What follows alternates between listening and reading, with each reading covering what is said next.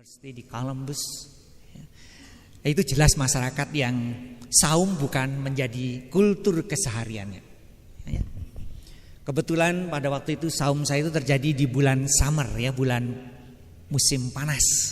Jadi kira-kira sahurnya itu berakhir pukul 3:30 atau jam 3 lebih sedikit sudah harus siap-siap, sudah imsak. Lalu berbukanya kira-kira pukul 10 malam lebih. Jadi kalau saya pulang dari tarawih itu kira-kira jam 12 malam ya baru sampai rumah tarawih. Jadi kami biasa bekerja di lab, karena di lab itu ya lab yang berada dalam gedung yang besar, jadi tidak terlihat kapan sudah maghrib. Jadi nggak kerasa walaupun puasanya itu 18 jam.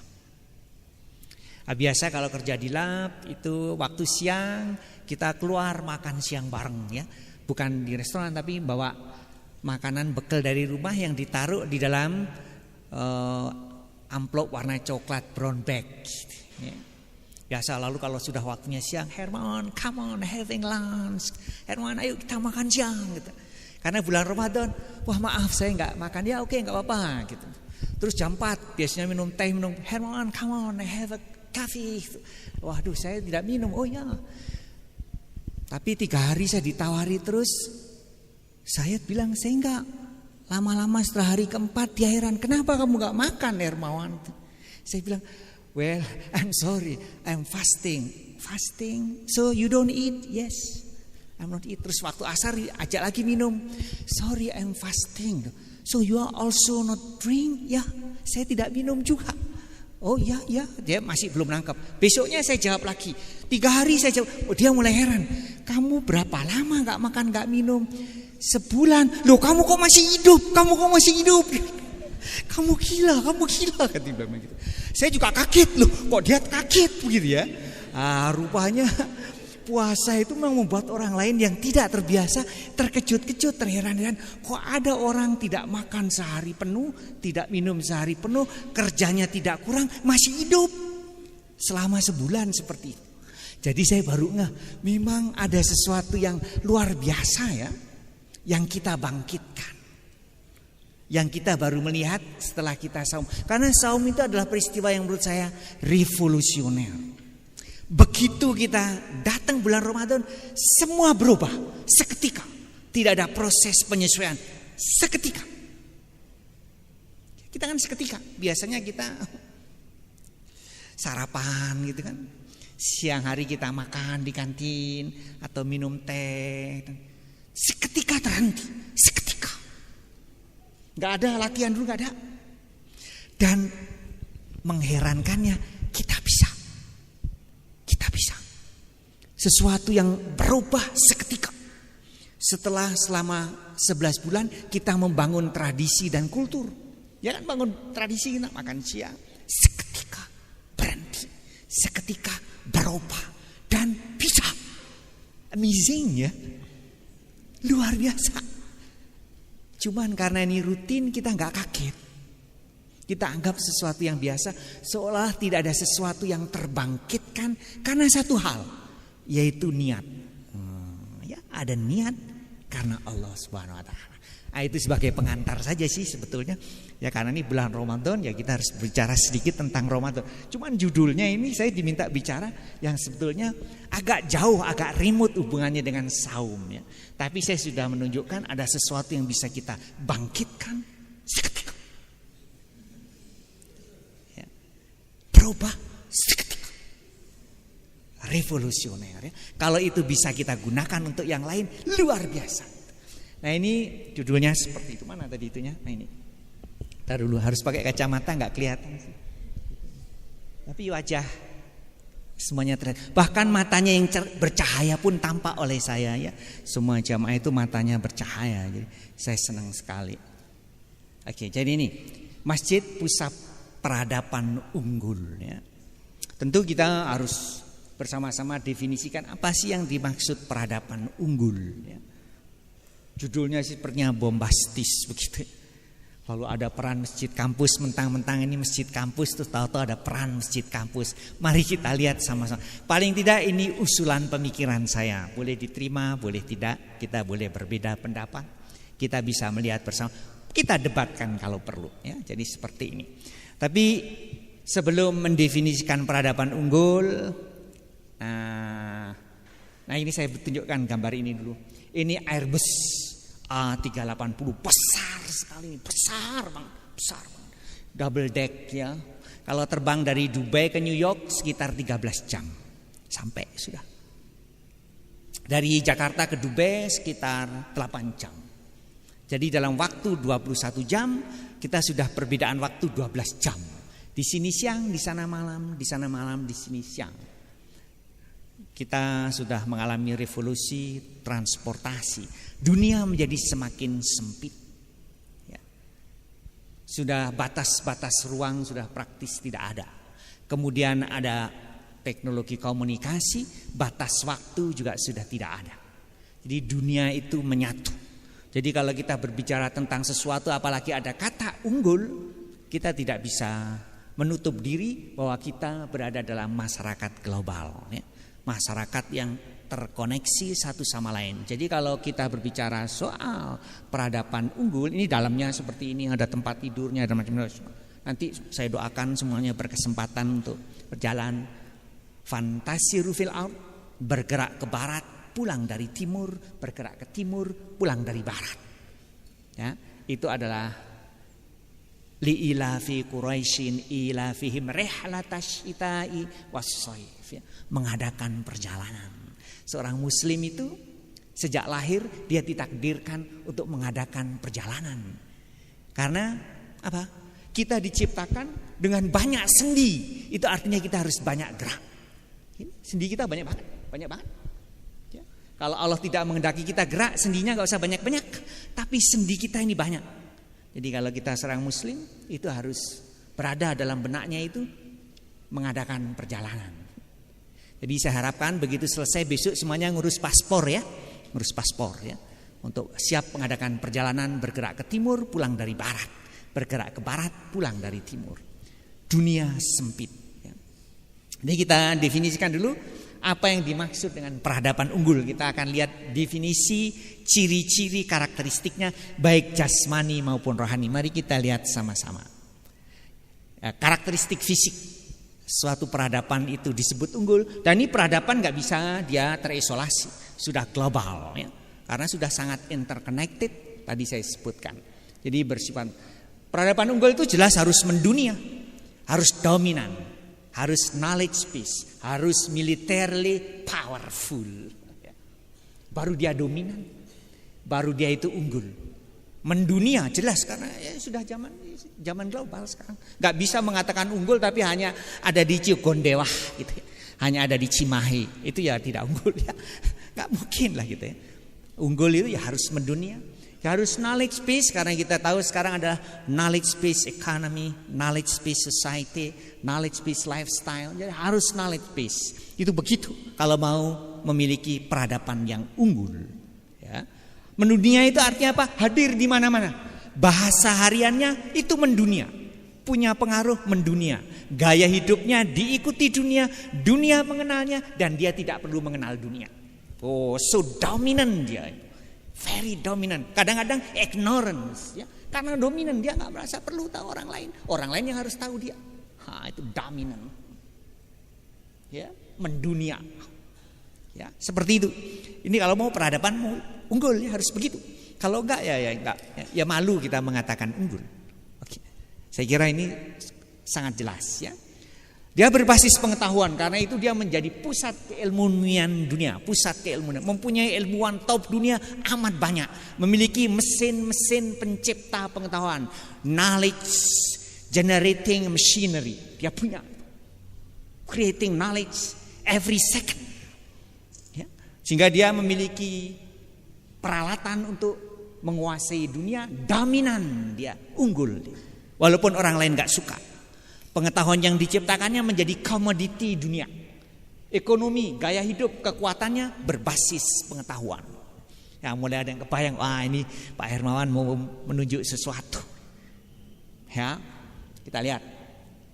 Dominan itu mendikte dia. Orang gak suka, gak peduli. Mendikte dia. Dominan.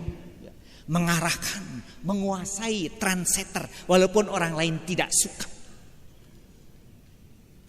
Dia belok kanan, walaupun gak suka, belok kanan, belok kiri. Sekian uang saya nilainya, semua mengikuti walaupun marah-marah. Itu dominan, unggul, champion, powerful lah, kayak begitu. Ya, peradaban yang unggul katanya begitu ya, katanya begitu. Dan memang rasanya begitu ya, kalau namanya dominan begitu. Itu tadi ciri-ciri fisik ya. Ciri-ciri fisiknya. Kalau dia punya ciri rohani spiritual, power yang dia miliki itu tidak digunakan untuk sewenang-wenang. Kalau dia punya rohani spiritual. Tapi dengan powernya itu dia menyantuni orang. Dia dermawan, dia mengasihi orang, dia menangis kalau ada orang yang kelaparan. Itu kalau spiritualnya ada. Jadi cirinya itu beradab, dermawan, welas asih, asa asuh, menebar senyum. Begitu. Orang itu tentrem berada di dekatnya. Orang itu tidur nyenyak di bawah ketiaknya. Nyaman. Ya, itu peradaban unggul dengan spiritual and rohani. Jadi tidak hanya fisik. Oke, nah itu definisi yang saya tawarkan. Terserah kalian setuju atau tidak. Kita akan mendiskusikan tentang peradaban unggul. Saya mulai dari definisi. Itu definisi saya, ya. Nanti kita boleh berdebat. Nah, ini saya berikan contoh kasus peradaban yang unggul. Ya. Bahasanya di mana-mana, mulai dari tidak hanya Sabang ke Merauke, ya. Mulai dari barat sampai timur dunia yang pernah dikenal. Ini contoh peradaban unggul pada zamannya. Ini tinggal artefaknya saja. Ini benteng di Aljazair, ya. Bekas-bekasnya ada. Hurufnya dipakai. Di Jawa pun hurufnya dipakai. Huruf Jawi. Ini peradaban yang pada zamannya unggul. Dunia itu mengikuti skalanya. Hurufnya pun dipakai. Masih ada bekas-bekasnya sampai di sini. Itu peradaban unggul. Ini he has a knowledge generating machinery. Itu ditinggalkan seperti itu. Itu dulu. Zaman dulu, ya kan? Kita ngambil contoh dari dulu sampai sekarang, ya kan? Harus diambilkan contoh supaya kita melihat spektrum sejarah. Itu dulu. Sekarang ini bekasnya ada. Artefaknya masih ada, bekas-bekasnya. Itu semua dulu. Itu dulu. Itu ratusan tahun yang lalu. Kita akan ngomong zaman sekarang nih, ya. Ngapain ngomong-ngomong yang dulu? Ya supaya kita tahu ada history, perjalanan, dipergilirkan. Ini sekarang. Dia hadir di mana-mana, menjadi gaya hidup mendunia. Di mana-mana. Di mana-mana. Pedalaman Afrika bisa kalian temui. Pedalaman Amerika Latin bisa kalian temui. Ini dia hadir di mana-mana. Katanya dominan mendunia. Ini di mana-mana ini. Kita temui di mana-mana. Cimahi ada, Chicago ada, Cirebon ada, everywhere you find this one. Dominan, diikuti di mana-mana. Ini sekarang peradaban yang dominan, yang unggul, the champion. Suka nggak suka? Banyak yang nggak bisa hidup. Bagaimana kalau tidak ada Microsoft? Ya, suka nggak suka? Bagaimana kalau nggak ada Google? We are the follower.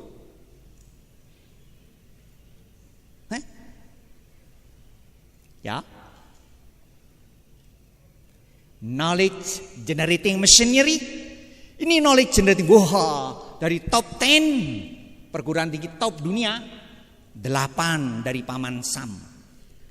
Harvard, Stanford, MIT, Berkeley, cuman kepotong Cambridge, Princeton, Caltech, Columbia, Chicago, kepotong lagi Oxford. Ini knowledge generating machinery. Kalau sampai 20 masih ada Yale, UCLA, Cornell, San Diego, Washington, John Hopkins, UPenn. Kepotong lagi University College London, lagi San Francisco, kepotong lagi ETH Zurich. Those are knowledge generating machinery. They are creating knowledge every second. All people buying it, all dependent on it, ya kan? Dia menguasai, dia dominan, dia peradaban unggul, ya. Gitu kan? Nih Stanford gaji dosen 23.300 per bulan, 300 juta rupiah gaji dosennya. Di Indonesia gaji dosen berapa? Itu mesin-mesin pencipta pengetahuan. Ya, tuh ya, powerful. Seperti itu. Ini alumninya Mr. Hewlett and Mr. Packard. HP, ya, printer HP ini pembuatnya. Ini populer nggak? Terkenal. Larry Page, Sergey Brin, pencipta Google, masih muda, kaya banget. Kekayaannya Larry Page itu sekarang 22 billion US dollar, sekitar 250 triliun rupiah. 100 ribu yang ditumpuk, ruangan ini penuh belum cukup. Itu umurnya di bawah 50 tahun. Creating knowledge, powerful, very wealthy. Tuh ya, powerful. Militarily, here we go. Oh, this is powerful. Military machinery. Kapal induk kelas Nimitz. Sekali berlayar, dia tidak perlu ngisi bahan bakar kecuali 20 tahun lagi baru isi bahan bakar. Ini dari mana Pak dapat? Dia internet, everything is internet, very easy. Asal kalian cari USS Carrier, the modern class, nongol, boom. Berapa lama dibikin sekarang? 2 tahun. Bagaimana kekuatan militernya? Sekali berlayar, mengangkut 90 terbang kapal tempur, kapal terbang siap tempur, ready combat aircraft. Sekali bawa 90. 90 itu apa artinya? Indonesia itu baru pesen sekarang 48 kapal terbang siap tempur, baru datang 12. Karena kapal terbang yang lain punya kita pernah diembargo. Jadi kita cuma punya 12, dikirim ini 1, repot kita sudah, repot. Diplomasi juga repot gitu. Very powerful, dominant. Ya, oke. Kalian demo menentang Palestina, nggak peduli dia, don't care, tetap jalan dengan caranya sendiri. Enak jadi negara dominan, enak banget, nggak peduli, I don't care, nggak peduli. Belum ini lagi, ini apa ini? Kapal selam, nuclear submarine, nuclear power submarine. Sekali menyelam dia tidak perlu nongol lagi 3 bulan. Bisa bikin oksigen di dalamnya, nggak perlu. Ya. Powerful. Dari mana Pak dapat ini? Internet. Ya gampang sekarang zaman itu. Ya, tergantung kita ini memanfaatkan atau tidak. Everything is there. Ya. Jadi awareness kita itu sebetulnya harus kita asah terus ya, karena informasi sekarang sedemikian mudah. Bagaimana dunia Islam sekarang? Ya. Kan tadi saya bacakan ayat wa kadzalika ja'alnakum ummatan wasatan litakunu syuhada'a 'alan nas wa yakunar rasulu 'alaikum syahida. Kata Quran ini, dan demikianlah kami jadikan kalian umat pertengahan, wasit, yang menghakimi, ya, yang mengatur, yang menentukan kalau ada konflik di dunia. Kalian menjadi saksi dengan sangat berwibawa karena patut memang menjadi teladan. Moga-moga dengan demikian Rasul berkenan menjadi saksi pada waktu kita pulang nanti. Jadi kita ini punya tugas amanah luar biasa beratnya. Baik menurut Quran maupun menurut konstitusi, kita harus hadir di dunia, menjaga perdamaian supaya nggak ada yang sewenang-wenang. Itu perintah Quran, perintah konstitusi. Buka Undang-Undang 45. Apa tujuan kita membangun negara? Di samping mencerdaskan, mensejahterakan, juga turut serta memelihara perdamaian dunia. Itu perintah Quran, dituangkan dalam bahasa yang sangat cerdas dan halus dalam konstitusi kita. Ya, mana dunia Islam sekarang? Saya ajak jalan-jalan. Ini saya berdiri di depan masjid di Beckhamshire. Beckhamshire itu kira-kira 1,5 jam dari London. Saya sholat Idul Adha di situ tahun lalu. Ya, ini saya tunjukkan. Ini masjid. Setelah Idul Adha, kita tahu takbir pertama berapa kali? 7 kali. Allah, setelah baca takbir, imam baca apa? Al-Fatihah, ya toh? Ghairil maghdubi alaihim waladdallin. Saya makmum langsung amin. Saya keras sekali. Ternyata saya sendirian yang ngomong. Lainnya diem. Begitu selesai banyak yang datang ke saya. Brother, where are you come from? Kok aneh gitu ya. Where are you come from, brother? Gitu. Wah, datang berkunjung sama saya. Oh, well, I'm from Indonesia. Oh, no wonder kan. Karena Indonesia adalah Syafi'i, mereka Hanafi. Nah, jadi saya ingin menggarisbawahi perbedaan itu biasa. Semuanya ada dasarnya, semua itu. Jadi saya minta kalian berjalan, belajar memahami perbedaan. Nah, kita sedang belajar sebagai bangsa menghadapi perbedaan. Ya. Untungnya kita saum Ramadan kali ini dimulai bersama-sama. Ya. Karena negara kita itu memiliki kekayaan yang luar biasa. Nanti saya sebutkan, kita belajar berbeda. Ya. Nah, ini saya pertemu perbedaan. Ya. Ini di Beckhamshire dekat London. Berikutnya, ini masjid. Saya 2 minggu yang lalu sholat di sini.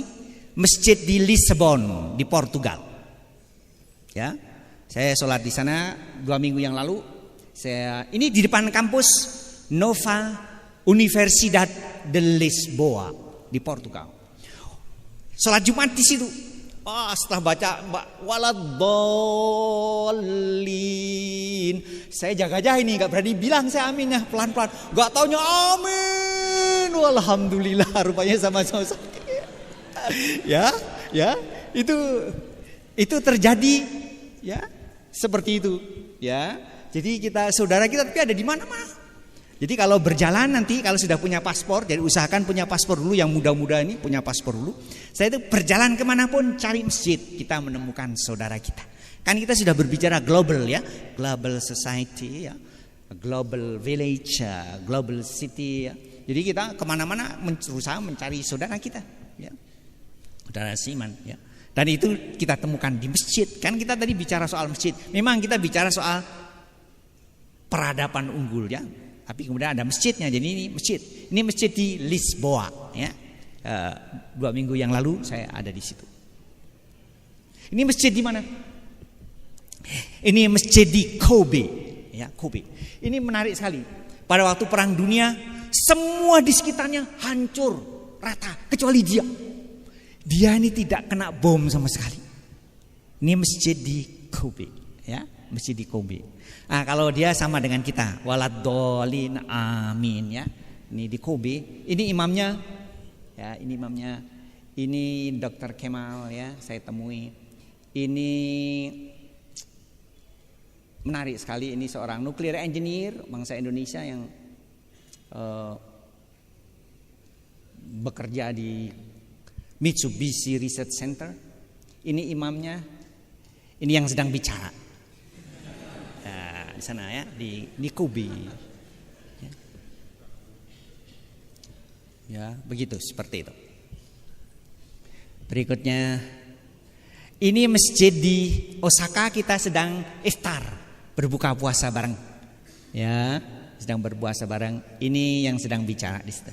Ini kawan-kawan ya ini masjid ya. Ini ruangan masjid ya. Lalu berikutnya, ini dari luar. Ini masjid di Jerman ya. Saya khotbah Jumat kebetulan di situ. Ya, ini di Jerman bersama para mahasiswa Indonesia. Jadi masjid-masjid ini, kalau kita melihat sirah Rasul, menjadi embrio, ya, embrio tumbuh dan ditumbuhkannya peradaban unggul, ya, suatu saat nanti. Ya. Ya. Saya percaya itu. Ya. Memang dipergilirkan, tadinya di atas, nanti di bawah, di atas, di bawah. Kita perlu menggali kembali mengapa masjid yang dibangun Rasulullah itu menjadi embrio, ya, hadirnya peradaban Islam yang unggul, yang hadir di dunia selama kurang lebih 7 abad. Ya. Kemudian dipergilirkan, muncul peradaban lain yang sekarang sedang menguasai dunia. Ya. Dan kita melahirkan banyak sekali persoalan-persoalan yang harus kita selesaikan di dunia ini. Ini di mana? Ini anak kecil-kecil ini. Ini pesantren. Pesantren sedang makan malam bareng santrinya. Di mana ini? Di Aik Godang. Aik Godang ada yang tahu? Aik Godang itu kalau terbang dari Medan dengan pesawat kecil yang penumpangnya 5 orang sekitar 1,5 jam. Sampai di airport Aik Godang, dari situ naik mobil lagi kira-kira 4 jam. Nah, sampai ke pesantren ini. Ya. Menarik sekali pesantren ini, pesantren modern gitu mereka menyebutnya. Ya, saya pernah berkunjung ke situ. Saya masukkan ya supaya tidak tegang ya, kita rileks saja. Nah, ini saya ingin menjelaskan tentang ini negara kita ini. Aik Godang tadi di sini ya. Ini Sabang, ini Merauke. Ini negara kita. Ya kita semua tahu. Jarak dari Sabang ke Merauke garis lurus, ini selalu saya ulang-ulang. Jaraknya 5.428 km. Dari mana Pak tahu? Internet. Ya. Distance Sabang Merauke. Boom, 5.428 km. Ya kan, keluar sudah. Garis lurus from here. Lalu masuk lagi. Distance San Francisco New York. Keluar 4.400 km. Jadi negara kita itu lebih panjang dibandingkan Amerika. 4.400 km itu melalui highway nomor 80 ke arah timur. Jadi belok-belok. Sudah belok-belok pun cuma 4.400. Apalagi garis lurus lebih pendek. Jadi negara kita ini luar biasa gede nemen itu kalau bahasa itunya ya. Kalau terbang dari Medan, dari Banda Aceh, ke Jakarta 2,5 jam, ya. Dari Jakarta ke Makassar 2 jam lebih, sudah 4,5 jam.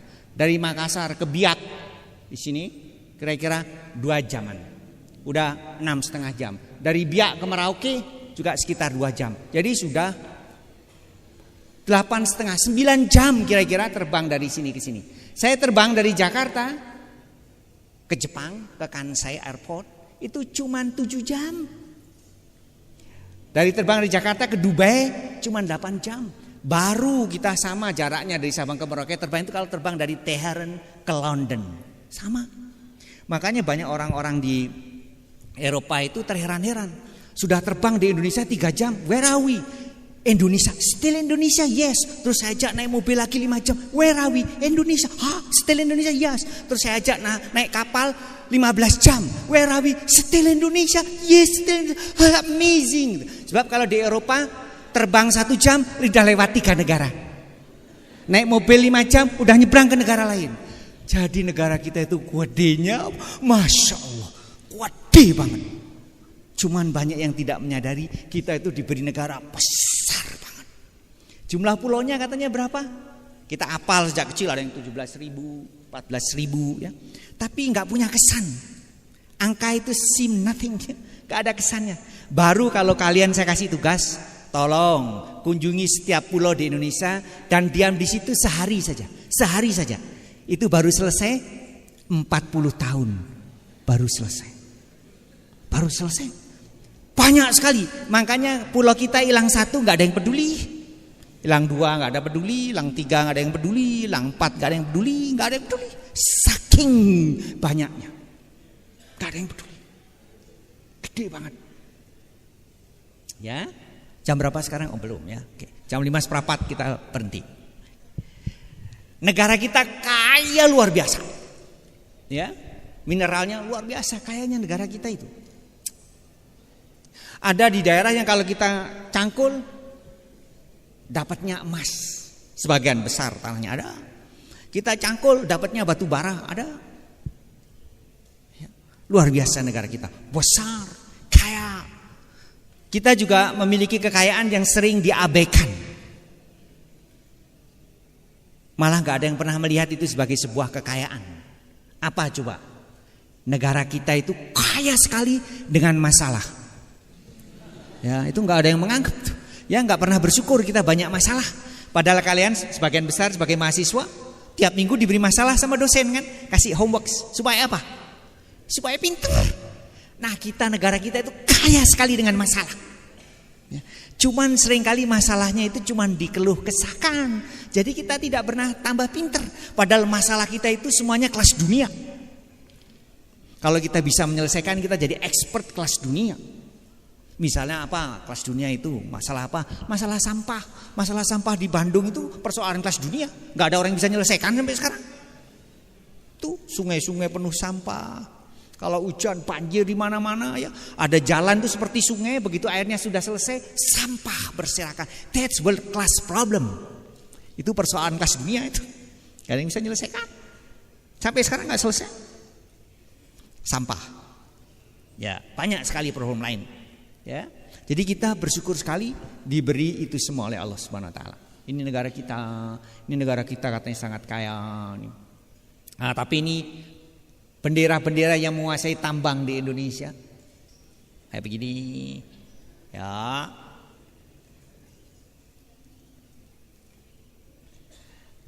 Nah, apa makna dari fakta dan data itu? Saya ingin bertanya ini. Kita katanya negaranya besar, kaya, anaknya pinter-pinter. Anak Indonesia di mana-mana terkenal pinter-pinter. Pinter-pinter anak Indonesia itu. Di luar negeri terkenal sekali anak Indonesia itu pinter banget. Dia bisa menyelesaikan, bisa menghitung sesuatu yang tidak bisa dihitung. Sampai terkagum-kagum gitu. Ya. Bisa berhitung sama itu. Pinter. Kalau kita mengunjungi pusat-pusat penelitian dunia, kalau ada orang Indonesia pasti jago tuh. Jago. Anak Indonesia yang di sini nggak bisa masuk perguruan tinggi, begitu di luar negeri masuk perguruan tinggi jagoan dia. Ya, karena masuk perguruan tinggi Indonesia kan saingannya berat banget. Berat banget. Ya, jumlah yang bisa masuk perguruan tinggi di Indonesia itu angkanya sekarang sekitar 25 juta. Jumlah kursi di perguruan tinggi cuma 6 juta. Swasta tambah negeri itu cuma 6 juta jumlah kursinya. Yang pengen masuk 25 juta. Dahsyat. Yang sudah masuk apapun perguruan tingginya hebat. Cuman kita belum mampu men-create atmosfer yang baik. Fasilitas belum baik. Coba anak ini terus dilepas. Masukkan ke perguruan tinggi di luar negeri yang hebat. Hebat anak Indonesia. Lihat semuanya matanya bercahaya kelihatan tuh. Hebat sekali, hebat.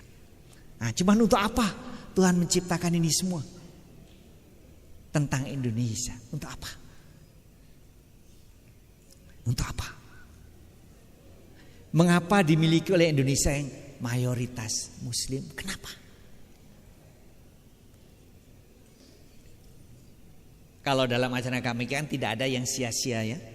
Rabbana ma khalaqta hadza batila. Gak ada yang sia-sia. Ada maksudnya.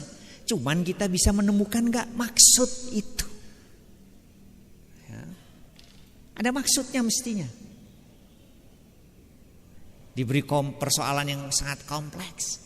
Saya cuma menafsirkan Tuhan sedang melatih bangsa ini untuk memimpin dunia. Itu, saya melihatnya seperti itu. Yang dermawan, yang welas asih, but very powerful. Karena ada perintah dari Allah Subhanahu wa taala. Jadi kita punya potensi tersembunyi yang harus kita bangkitkan karena niat. Seperti saum kita mampu membalik situasi seketika. Ya. Karena kekuatan niat. Karena kita memahami ada sesuatu yang diperintahkan, lalu kita bismillah, begitu. Ya. Nah, ini masjid kampus luar biasa perannya di situ dalam membangun peradaban itu. Ya. Karena masjid kampus itu sangat beruntung, jamaahnya adalah para mahasiswa, anak-anak yang terseleksi, yang mengalir selalu memiliki anak-anak yang kreatif. Cuman yang kita perlukan sekarang itu adalah anak-anak muda yang ambisius. Ambisius dalam fastabiqul khairat. Ambisius penting. Ya. Nah, yang banyak itu masih anak muda yang tertidur. Takut memiliki ambisi. Lalu bersembunyi di balik, Pak, kenapa kita harus ambisius? Bukankah ajaran agama kita mengajarkan kita untuk qanaah? Bersembunyi qanaah. Kita kan harus qanaah, Pak. Apapun yang kita terima, kita terima. Miskin pun gak apa-apa, Pak. Diinjak-injak bangsa lain juga gak apa-apa. Harus qanaah. Sembunyi di balik syariat. Tidak boleh itu. Anak muda muslim harus ambisius untuk merubah dunia, untuk kebaikan. Kalau enggak, dunia ini hancur, berantakan. Karena yang powerful kalau tidak yakin bahwa hidupnya akan dimintai pertanggungjawaban, cenderung sewenang-wenang. Power tends to corrupt. Absolute power corrupt absolutely. Kan begitu. Pak, kalau ambisius nanti kalau gagal jatuh sakit, Pak. Jangan ambisius, Bapak, seperti mimpi di siang hari bolong. Orang yang seperti itu biasanya saya tanya, Bapak atau Ibu pengen masuk surga enggak? Pengen, Pak. Itu ambisius. Sangat ambisius. Ya. Ambisius banget pengen masuk surga. Emangnya gampang masuk surga? Itu yang mengatakan bukan saya, Quran loh. Am hasibtum an tadkhulul jannah. Emangnya gampang apa masuk surga? Kalau nggak bisa membuktikan kalian umat terbaik, no way. Don't talk about surga. Ya. Too ambitious. Ya, itu kata Quran. Itu kata Quran, bukan saya. Tetapi meskipun itu sangat sulit, kita dianjurkan memiliki harap-harap cemas masuk surga. Jadi kita boleh memiliki ambisi, bahkan pengen masuk surga pun boleh. Di situ tidak ada qanaah dipakai. Qanaah enggak masuk surga, enggak apa qanaah apa adanya. Enggak ada ceritanya. Enggak ada. Rasa ambisius. Anak muslim harus begitu. Merebut kejayaan dunia untuk kebajikan, supaya pulang nanti kalau kita harus pulang, harus mudik, Rasul itu berkenan memberikan syafaat. Hum aswajuhum fi dhilalin 'alal araiki muttaqiun lahum fiha fakihatu walahum ma yad'una salamun qaulam mir rabbir rahim. Allah berkenan memberikan salam. Karena di dunia bisa membuktikan you are the best umat. Jadi harus ambisius.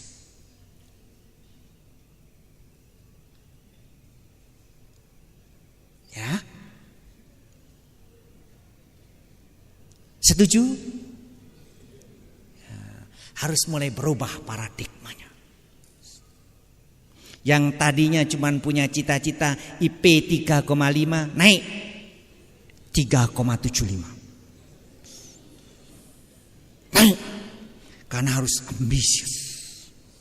Yang tadinya bangun menjelang subuh, kadang-kadang telat, sekarang naik. Bangun pukul 3. Bisa karena Ramadan bisa. Bangun. Mimpinya pun Helmholtz equation, Newton equation, hukum nafas, Navier-Stokes. Ngelindurnya alif lam mim, Allahu la ilaha illa huwal hayyul qayyum, nazzala 'alaikal kitaba bil haqqi musaddiqan lima baina yadayhi wa anzalat taurata wal injil. Ngelindurnya, mimpinya Helmholtz equation, Navier-Stokes, integral lipat 5.